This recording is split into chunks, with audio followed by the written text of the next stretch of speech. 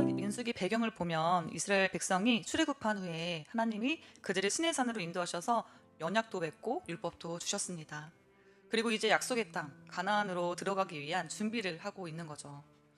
민수기 1장에서 2장을 보면 하나님은 각 지파 사람 수를 세시고 이동할 때 어떤 순서로 어디에 자리를 잡고 움직여야 할지 자세히 알려주고 계십니다. 마치 하나님의 군대처럼 질서 있고 체계적으로 움직이도록 하신 겁니다. 그런데 우리가 본문을 보니까 이 가운데 특별한 지파가 있었습니다. 바로 레위 지파인데요. 레위 지파는 다른 지파처럼 군대에 포함되지도 않고 싸움에 나가지도 않습니다. 대신 이들은 하나님의 성막을 관리하고 제사 드리는 역할을 맡았습니다. 그래서 민수기 3장부터는 이 레위 사람들의 역할이 아주 길고 자세하게 나옵니다. 우리는 이런 명단이나 배치, 순서를 보면서 이걸 꼭 우리가 알아야 되나? 나랑 무슨 관련이 있나?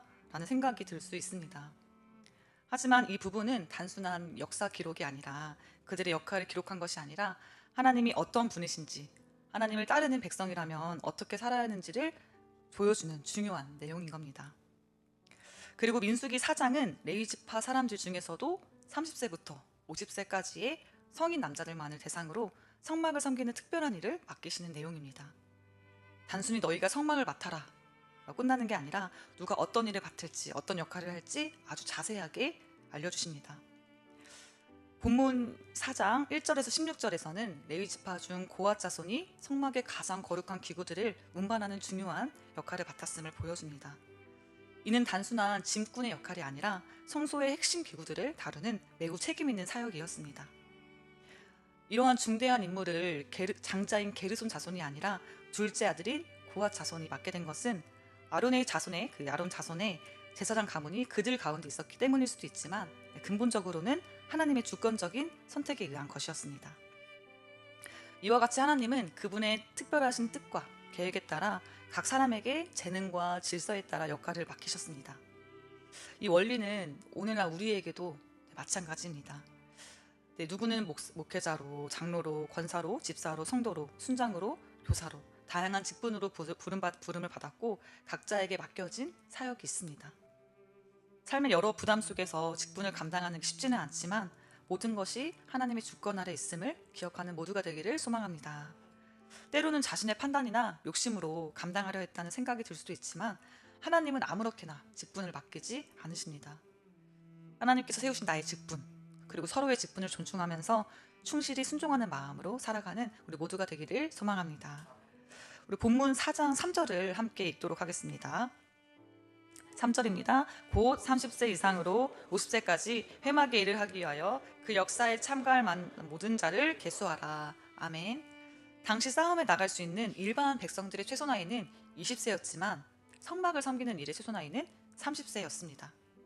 이는 성막을 섬기는 것은 단순히 젊은 힘과 열정과 패기로 할 수 있는 게 아니라 성숙함과 신중함이 필요하다는 것을 알려줍니다.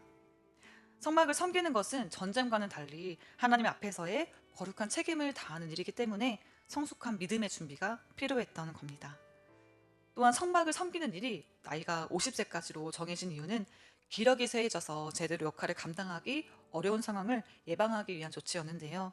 이처럼 성막 봉사가 그 어떤 일보다 중요하고 성숙하게 이루어져야 하는 일임을 보여주고 있습니다. 또한 나아가서 민수기 4장 3절에 보면 그 역사라는 단어가 있는데 그 역사라는 말은 히브리어로 차바입니다. 이건 군사적인 용어입니다. 즉 레위인들은 전쟁에는 나가지 않았지만 하나님의 영적인 군사라는 뜻입니다. 실제로 이스라엘 백성 모두는 성막을 중심으로 하나님의 말씀에 따라 명령에 따라 움직이며 가나안을 향해 나아가는 군대였습니다. 디모데 후서 2장 3절에서 4절은 이렇게 말합니다. 너는 그리스도의 예수의 좋은 병사로 나와 함께 고난을 받으라. 병사로 복무하는 자는 자기 생활에 얽매이는 자가 하나도 없나니 이는 병사로 모집한 자를 기쁘게 하려 함이라. 아멘. 오직 하나님의 뜻과 계획을 따르며 온전히 순종하며 나아가는 삶을 위해서 내 뜻과 욕심과 그리고 세상의 유혹과 싸움에 나아가는 삶. 우리의 신앙생활 또한 마찬가지입니다. 날마다 주님 말씀에 주님 명령에 순종하며 승리하기를 소망합니다. 이어서 4장 4절부터는 고앗 자손이 옮겨야 하는 성소 안에 그 여러 가지 물건들에 대해서 이야기합니다. 먼저 4절 5절에서 나오는 것은 증거계 언약궤입니다. 7절에 진설병 상입니다. 9절에 보시면 등잔대와 그 부속물들을 말하고 있습니다. 11절에서는 금제단, 즉 금향단이라고 하는데 이것은 성막 안에서 하나님께 향을 태워 올리는 제단을 말합니다. 또한 13절에서는 번제단을 말합니다. 이처럼 고앗 자손의 역할은 성막 안에 거룩한 기구들을 운반하는 일이었지만 한 가지 중요한 주의사항이 있었습니다. 15절인데요. 우리가 한 목소리로 15절 말씀 읽도록 하겠습니다. 진영을 떠날 때 아론과 그의 아들들이 성소와 성소의 모든 기구 덮는 일을 마치거든 고앗 자손들이 와서 낼 것이니라. 그러나 성물들을 만지지 말라. 그들이 죽으리라. 아멘. 아멘. 성소의 기구를 운반하되 아론과 그의 아들들만이 만지고 정리할 수 있다는 겁니다. 심지어 성소의 기구를 관리하는 고앗 자손이라도 단지 아론과 그의 아들들이 묶어놓은 것을 메고 가는 것만이 가능했고 그 성물을 만지거나 봐서는 결코 안 됐습니다. 이는 하나님께서 자신의 거룩함을 상징하는 성소를 잘 보존하기 위해 제사장인 아론과 그의 아들들에게 이러한 특별한 권한을 주신 건데요. 이쯤에서 저는 궁금했습니다. 본문을 읽으면서 아론도 고앗 자손인데 왜 아론은 성물을 만질 수 있고 다른 고앗 자손은 왜 안 될까? 왜 고생은 고앗 자손이 다 해야만 할까?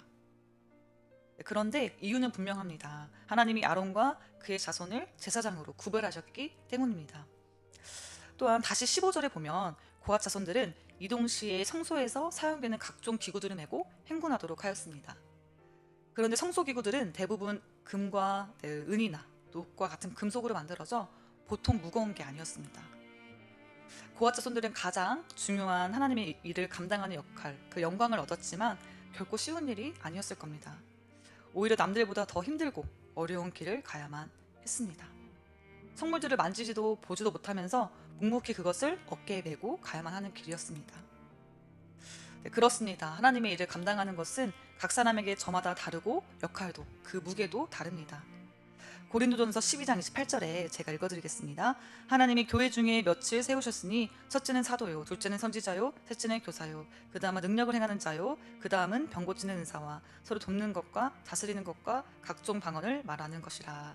아멘. 누군가는 말씀 전하는 자로, 가르치는 자로, 돕는 자로, 기도하는 자로, 전도하는 자로 역할과 직분은 다르지만 하나님께서 모두를 한 몸으로 교회로 세우셨습니다. 고앗 자손도 때로는 힘들었겠지만 묵묵히 순종하며 걸어갔던 것처럼 우리를 하나님의 자녀로 부르신 하나님 앞에 순종하며 나아가기를 소망합니다. 저는 이번에 목사 안수를 받았을 때 내 마음이 조금 이상했습니다. 목사 안수 전날까지만 해도 안수식에 대해서 사실 특별한 마음이 많이 없었던 것 같습니다. 네, 그런데 안수받기 몇 달 전부터 축하해주고 격려해주고 더 기대해주는 주변 분들과 성도님들을 통해서 점점 와닿기 시작했습니다. 그리고 안수식 때, 안수식 당일에 그 예정자들이 목사 안수를 받는 예정자들이 특송을 했는데요. 그 찬양 가사 중에 이런 가사가 있었습니다. 주님 저 여기 있어요. 제가 가야 하나요? 저 맞나요? 그 찬양을 부르면서 사실 그 여러 가지 생각이 들었는데 후회하기도 하고 포기하고 싶었던 과정들을 돌아보면서 이렇게 가는 게 맞을까라는 생각이 들었습니다. 그런데 그 다음 찬양 가사가 있었습니다. 주님께서 인도하신다면 제가 가겠습니다. 하나님이 나를 사용하셨던 이유 한 가지, 힘들어도 포기하지 않고 왔던 것. 네, 물론 고앗 자손처럼 묵묵히 걸어가며 불평하지 않았던 것은 아니지만 그래도 나에게 주셨던, 맡겨주신 것에 최선을 다하며 걸어왔기 때문임을 깨달았습니다. 네, 우리 모두에게 하나님께서 동일하게 말씀하십니다. 하나님은 지금도 그분의 교회를 위해서, 그분의 나라를 위해서 우리를 부르고 계십니다.